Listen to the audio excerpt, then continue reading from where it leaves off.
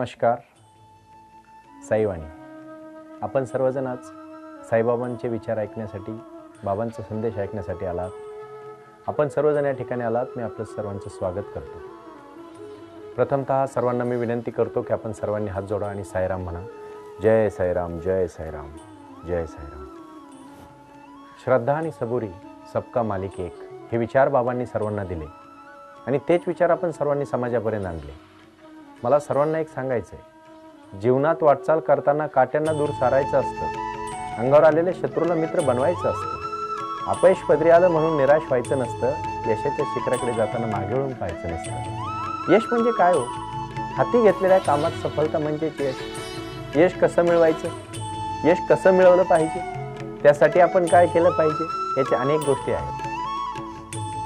जो साईबाबांची श्रद्धा करील, भक्ती करील, त्याला कधीही काही कमी पडणार नाही. कुठल्याही अडचणींवर तो मात करू शकतो, असा मला स्वतःला विश्वास आहे. 15 ऑक्टोबर 2018ला साईबाबांच्या समाधीला 100 वर्ष पूर्ण होत आहेत आणि त्या 100 वर्षाच्या पूर्णत्वासाठी बाबांनी समाधी जरी घेतली असली, शरीर रूपाने, देहरूपाने जरी ते आपल्यामध्ये नसले, तरी बाबा हे शिर्डीमध्ये आहेत, आपल्या सर्वांच्या कार्यामध्ये आहेत. आपण फक्त त्यांची दिलेली शिकवण आणि त्यांचं आचरण हे अंगीकारलं पाहिजे. आपण त्या दृष्टीने शिकलं पाहिजे, घडलं पाहिजे आणि पुढे गेलं पाहिजे. एक गोष्ट मला या ठिकाणी सर्वांना सांगायची, म्हणजे जीवनामध्ये जर तुम्हाला पुढे जायचं असेल तर माझ्या इथे बसलेल्या सर्व बांधवांना मला विनंती करायची, आपण काय केलं पाहिजे? आधी आपण जीवनाची दिशा ठरवली पाहिजे. आपल्याला नेमकं कुठं जायचंय हे माहिती असलं पाहिजे आणि बाबांनी आपल्याला काय संदेश दिलाय त्याची आपण आपल्या जीवनामध्ये रुजवण केली पाहिजे. पुणेकर जाणकार मंडळी आहेत, फारसं बोलणं उचित ठरणार नाही, परंतु एक गोष्ट मला या ठिकाणी सांगायची. 3 शिष्य बाबांकडे जातात आणि शिर्डीमध्ये बाबांपाशी जाऊन बसतात, बाबांची सेवा करतात आणि बाबांची सेवा केल्यानंतर 2 वर्ष झाल्यानंतर बाबा म्हणतात, आता तुम्ही माझी खूप सेवा केलेली आहे, तुम्ही आपापल्या घरी जा, आपापल्या गावात जा, आपापल्या तुम्ही ज्या ज्या भागातून आलेला आहात, ज्या ज्या तुम्ही राज्यातून आलेला आहात तिथे जा. आणि ते 3 जे मित्र असतात ते 3 वेगवेगळ्या राज्यातले असतात. एक राजस्थान मधून येतो, भंवरलाल नाव असतं त्यांचं. एक मध्य प्रदेश मधून येतो, जय किशन नाव असतं त्यांचं. आणि एक महाराष्ट्रीयन असतो, दादासाहेब नाव असतं त्यांचं. महाराष्ट्रामधील नागपूरमधील एका छोट्याशा खेडेगावातून तो आलेला असतो, बाबांची सेवा करतो. तिघही बाबांची मनापासून सेवा करतात. परंतु 2 वर्षानंतर तपश्चर्या त्यांनी ज्यावेळेस बाबांची सेवा केलेली असते, शिर्डीमध्ये राहिलेले असतात आणि मग नंतर ते बाबांना विचारतात, बाबा आता आम्ही तुम्हाला सोडून जाणार नाही, आम्ही इथेच राहणार.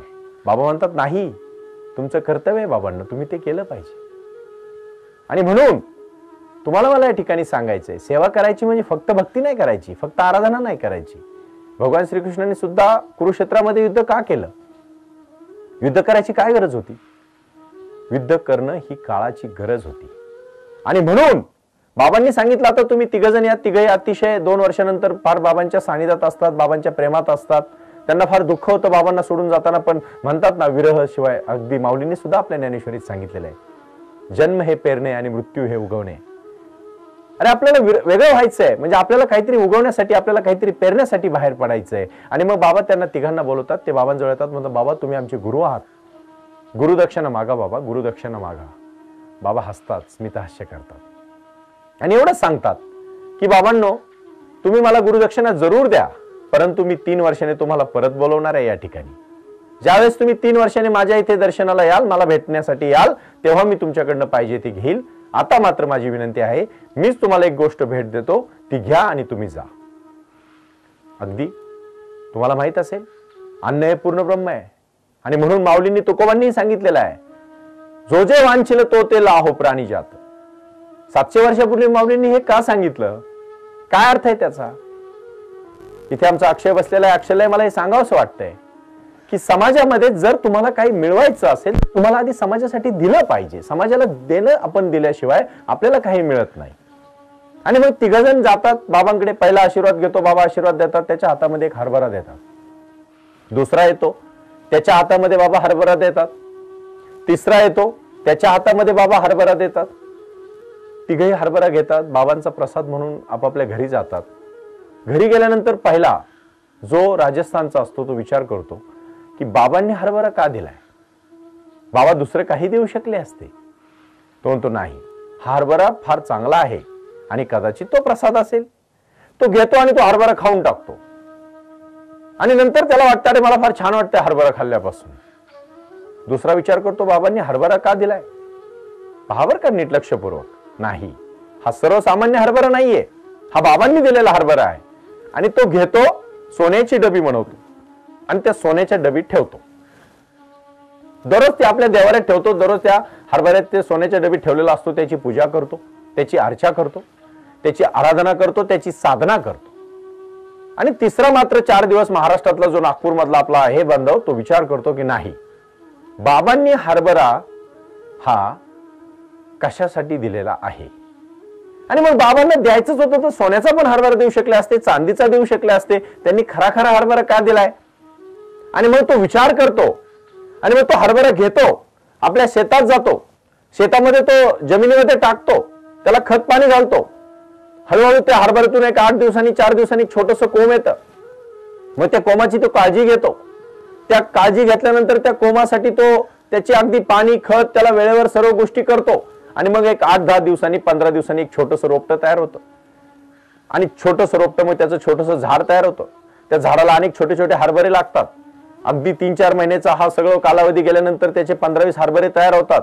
प्रत्येक हरभऱ्यामध्ये अगदी घाट्यामध्ये एक हरभरा तो काढून घेतो. नंतर त्याचे परत असा तो सलग 3 वर्ष प्रयोग करत राहतो आणि 6 पोती हरभरी तयार होतात.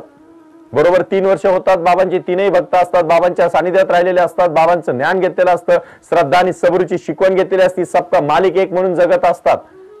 3 वर्षाने शिर्डीला येतात, बाबांच्या जवळ येतात, बाबांच्या पाया पडतात.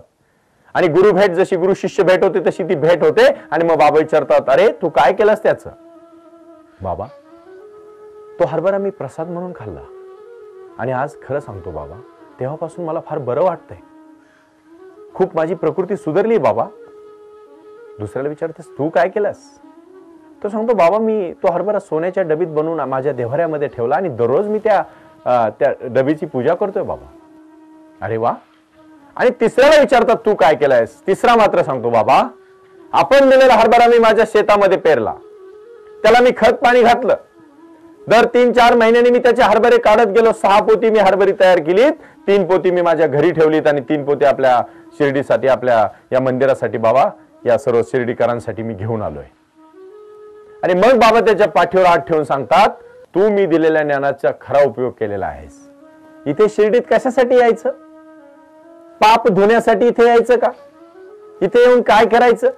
अरे आपल्या जीवनामध्ये आपल्याला जे बाबांनी शिकवण दिली ती जर आपण सोन्याच्या डबी ठेवली जर खाऊन टाकली तर काय उपयोग आहे. बाबांची शिकवण जर आचरणात आणली तर एक लक्षात ठेवा, बाबा त्या तिसऱ्या मुलाच्या त्यांच्या शिष्याच्या पाठीवर हात ठेवतात आणि एवढं सांगतात, आयुष्यमान भव, यशस्वी भव.